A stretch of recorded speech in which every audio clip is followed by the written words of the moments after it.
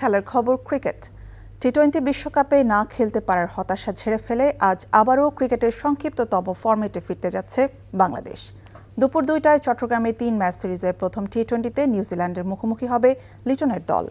2025 সালে টি-20তে নিজেদের সেরা বছর কাটিয়েছে বাংলাদেশ। তবে গত অক্টোবরে এই চট্টগ্রামে ওয়েস্ট ইন্ডিজের বিপক্ষে হোয়াইট ওয়াশ হতে হয়েছিল স্বাগতিকদের। নিউজিল্যান্ডের বিপক্ষে অবশ্য 2 বছর পরে টি-20 বিশ্বকাপ মাথায় রেখে দল সাজিয়েছে বাংলাদেশ। সে অনুযায়ী নিউজিল্যান্ড সিরিজের দলে ডাকা হয়েছে রিপন মণ্ডল আর আব্দুল গাফফারকে। গত 2 দিন অনুশীলনেও তাদের ঘিরেই আগ্রহ ছিল বেশি। তাদের ম্যাচ খেলানোর আভাস দিয়েছেন অধিনায়ক লিটন দাস। এখন পর্যন্ত নিউজিল্যান্ডের বিপক্ষে টি-20 খেলে বাংলাদেশের জয় মাত্র 4টিতে।